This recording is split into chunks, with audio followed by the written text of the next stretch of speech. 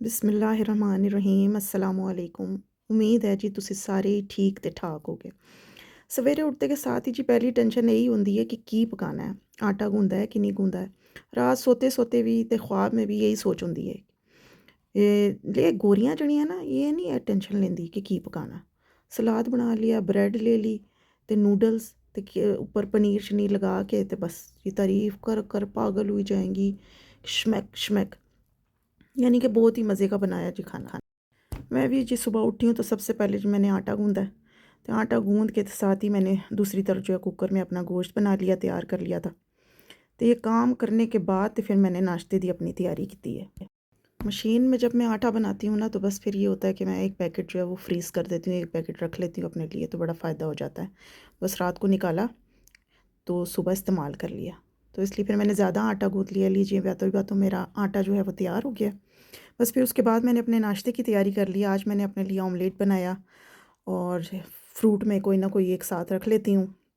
3 खजूरें रख लीं सुन्नत के हिसाब से। तो ये जी ब्रेड आई हुई थी, उसको मैंने टोस्ट किया साथ मैंने एक चाय का कप ले लिया। तो बस ये मेरा नाश्ता हो गया और इसके बाद मैं आपको दिखाती हूँ कि हमारे यहाँ पर जर्मनी के नए और पुराने घर कैसे होते हैं। चलिए जी जल्दी जल्दी हम अपना नाश्ता ख़त्म करते हैं और नाश्ता ख़त्म करके फिर हम आपको दिखाते हैं जर्मनी के नए और पुराने घर। तो जर्मनी के जो घर हैं उनकी मैं आपको प्राइस भी बताऊंगी और कितने टाइप के घर होते हैं यहाँ पर, क्या उसका रेंट होता है। तो ज़ाहिर है प्राइस कोई फ़िक्स तो नहीं होती है, ये डिपेंड करता है और इसके बहुत सारे फैक्टर्स भी हो सकते हैं। यानी कि आप जो घर ले रहे हैं शहर के दरमियान में ले रहे हैं, शहर से करीब ले रहे हैं या शहर से थोड़ा सा दूर लेना चाहते हैं, और शहर भी जो है वो कोई छोटा शहर है या कि एक बड़ा स्टड है, तो फिर और इसके अलावा विलेजेस में भी घर होते हैं, तो उसी उसी पर डिपेंड करती है उसकी प्राइस भी और उसका रेंट भी। फिर यहाँ पर जर्मनी में जो है ना वो घर मुख्तलिफ़ किस्म के होते हैं, यानी राइन हाउस होते हैं। राइन हाउस इस तरह के होते हैं जो एक दूसरे के साथ जुड़े हुए होते हैं। फिर कुछ घर इस तरह के होते हैं जिनकी दीवारें एक दूसरे के साथ नहीं जुड़ी हुई होती हैं। फिर विलाज़ होते हैं। विलाज़ तो बहुत बड़े बड़े होते हैं और उनकी प्राइस भी उसी हिसाब से बहुत बहुत ज़्यादा होती है। फिर पाकिस्तान की तरह से यहाँ पर मरला सिस्टम नहीं है कि कितने मरले का घर है। यहाँ पर क्वादरात मीटर चलता है, यानी 30 क्वादरात मीटर से लेकर के 100 क्वादरात मीटर, यानी 120 भी हो सकता है, 200 तक क्वादरात मीटर तक भी होता है, जिसमें यानी कि अगर गार्डन इंक्लूड है तो। जर्मनी में फ्लैट्स जो होते हैं ना उन्हें वोनंग कहा जाता है।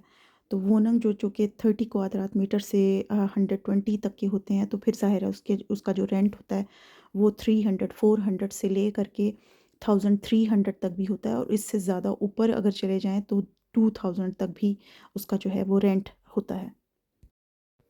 ये जो आजकल नए घर बन रहे हैं ना फ्लैट रूफ़ के साथ, यानी कि जो हट वाले घर नहीं है, फ्लैट रूफ़ बनी हुई है, तो उसकी प्राइस ज़्यादा है। यानी इसकी मिलियंस 1 मिलियन 2 मिलियन 3 मिलियन जितना उसका क्वादरात मीटर है उस हिसाब से उसकी प्राइस है। ये जो डाख वाले घर बने हैं यानी कि हट के साथ बने हुए हैं, इनकी प्राइस भी जो है वो मिलियन से तो कम नहीं, मिलियन से ऊपर ही ऊपर होती है। वही हिसाब है कि अब इस जगह की कितनी वैल्यू होगी और ये घर कितने क्वादरात मीटर है, और ये कि इसका जो है वो साइज़ और उसके साथ गार्डन इंक्लूड है, हर चीज़ को देख करके उसकी प्राइस होती है। ये भी जो घर बने हुए हैं ये भी नए नए ही बने हुए हैं। ये इस तरह के, ये पुराने जो घर हैं वो आपको आगे नज़र आएंगे, जो वर्ल्ड वार के ज़माने से भी अभी तक कायम दायम हैं, उस तरह के जो घर हैं उनकी भी प्राइस बहुत ज़्यादा है। ये आपको दरमियाने टाइप के फ्लैट नज़र आएंगे। तो फ्लैट जो होते हैं वो अगर आप चाहें तो आप ख़रीद भी सकते हैं और अगर आप चाहें तो उसको किराए पर अगर लेना है तो उसका भी साइज़ के हिसाब से आपको किराया, यानी कि 300-400 यूरो से ले करके 1000-1200 यूरो तक का जो है इसका रेंट होता है। आस-पास अगर आपको फ्लैट सारे नज़र आ रहे हैं तो देखिए दरमियान में गार्डन ज़रूर होगा, कि जहाँ पर लोग जो हैं सिर्फ़ 3-4 कमरों तक ही महदूद ना रहें, कि करीब ही कोई गार्डन गार्डन हो, तो जहाँ पर धूप आ रही हो तो बंदा जा कर के धूप में, या मौसम अच्छा है तो बाहर जा कर के बैठ सकता है। तो आपको आगे चल कर के जो है ये इन फ्लैटों के दरमियान में भी बैठने का सिस्टम ज़रूर नज़र आएगा, कि मुख्तलिफ़ इस तरह से जैसे कॉलोनी बनी हुई होती है ना, फ्लैट की अगर कॉलोनी बनी हुई है तो उस जगह पर आपको स्टूल लगे हुए ज़रूर नज़र आएंगे, कि जहाँ बाहर निकल के बंदा धूप में बैठ जाए और मौसम को एंजॉय कर ले। ये जैसे कि आपको सामने स्टूल लगे हुए, बेंचेस लगे हुए नज़र आ रहे हैं। तो इस तरह से आपको कई जगहों पर जो है, चाहे घर हो, चाहे फ्लैट हो, और बैठने का सिस्टम या गार्डन सिस्टम ज़रूर होता है वहाँ पर।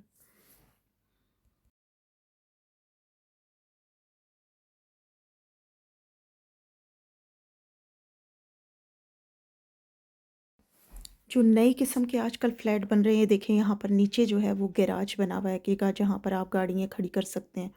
वरना कई घर यहाँ पर ऐसे भी हैं जहाँ पर गैराज नहीं है, तो गाड़ियाँ बाहर ही खड़ी हुई नज़र आती हैं आपको। तो जो नए फ्लैट बन रहे हैं उसमें ये फैसिलिटी दी गई है कि अपनी-अपनी गाड़ियाँ जो हैं वो नीचे गैराज में आप लगा सकते हैं। और बालकोनी के साथ जो नए घर बन रहे हैं तो वहाँ पर अगर गार्डन ना भी हो तो बालकोनी बनी हो, तो वहाँ पर भी बैठकर इंसान मौसम को एन्जॉय कर सकता है। ये जितनी भी ये जो आपको नज़र आ रही है, ये सारे नए फ्लैट हैं। तो इन फ्लैटों का जो रेंट है वो 1000 से ऊपर ही ऊपर होता है। 1000 से लेकर 2000 तक जो है इनका रेंट होता है। और फिर अगर यहाँ पर लिफ्ट लगी हुई है तो फिर लिफ्ट जो है उसका एक्स्ट्रा चार्जेज़ होते हैं।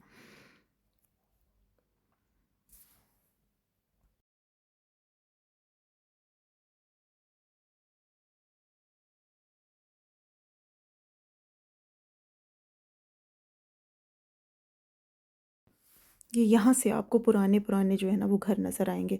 लेकिन इस वक़्त भी इनकी भी प्राइस जो है वो मिलियंस से ऊपर-ऊपर ही की है। कभी ये भी घर जो हैं वो 2 लाख यूरो के, 2.5 लाख यूरो में जो है वो मिल जाया करते थे। लेकिन अब इनकी प्राइसें जो हैं वो इतनी ऊपर चली गई हैं कि अगर उनका एक-एक पोर्शन भी लेना है ना, एक यानी कि फ्लैट लेना है एक हिस्सा, तो वो भी तकरीबन 4 लाख यूरो से कम का नहीं है। कुछ घरों में आपको जो है वो नीचे गैराज भी देखे नज़र आ रहे होंगे। तो ये जो जिनके अपने-अपने घर हैं पुराने, उनके जो हैं वो बाप-दादा के ज़माने के से जिनके अपने घर हैं, तो उनके घरों में जो साथ गैराज भी आपको नज़र आएगा। ये पुराने फ्लैट हैं।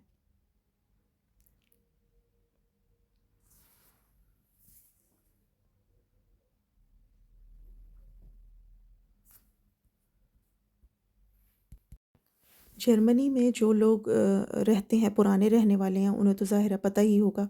लेकिन जो लोग नए आए हैं, मैं उन्हें ये ज़रूर बताऊँगी कि जर्मन जो है वो लेबर में बहुत ज़्यादा महँगा है।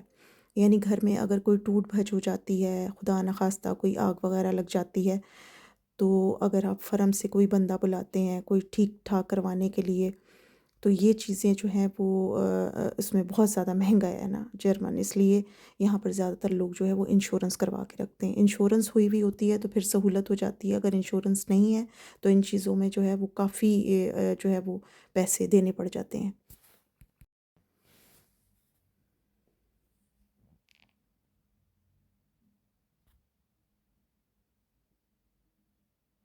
ये जो आपको घर नज़र आ रहे हैं ना, इनमें से कई घर ऐसे हैं जो दूसरी जंग अज़ीम के यानी कि 1950 से पहले के बने हुए घर हैं, लेकिन अब भी खूबसूरत नज़र आते हैं और मज़बूत बने हुए हैं। ये जितने भी आपको घर नज़र आ रहे हैं ना, ये सारे घर जो हैं ये मैंने अपने ही शहर के दिखाए हैं, हमारा शहर रोइटलिंगन है। तो सिस्टम पूरे ही जर्मन का तकरीबन एक जैसा है, यानी कि तरतीब से घर बने हुए होने, और सड़कें जो हैं वो साफ़-सुथरी, खुली-खुली नज़र आनी, और शहर के अंदर ही आपको जो है वो स्कूल और बच्चों के लिए जो नर्सरी होती है, वो आपको ज़रूर मिलेगी। हॉस्पिटल ज़रूर मिलेगा हर शहर में, और ग्रोसरी के लिए जो है वो मुख्तलिफ़ किस्म के जो सेंटर्स बने हुए होते हैं, वो आपको ज़रूर मिलेंगे हर जगह पर। तो इस लिहाज से जो है वो किसी भी शहरी को तकलीफ़ नहीं होती, कोई मुश्किल पेश नहीं आती कि आपको शहर में हर सहूलत जो है वो नज़र आएगी। ये जो है ये पुराने टाइप के विला बने हुए हैं, लेकिन इनकी भी प्राइस भई 2-3 मिलियन से ऊपर ही होगी। तो नए विला की तो फिर आप सोच ही सकते हैं क्या प्राइस हो सकती है। चलें, मुझे इसी के साथ इजाज़त दीजिए। अपना बहुत-बहुत ख़्याल रखिएगा, और चैनल को प्लीज़ सब्सक्राइब ज़रूर कर दें, बेल आइकन को प्रेस कर दें, और ताकि मेरी आने वाली हर वीडियो का नोटिफ़िकेशन आपको मिल जाए। और इसी के साथ मैं इजाज़त चाहती हूँ। अल्लाह हाफ़िज़।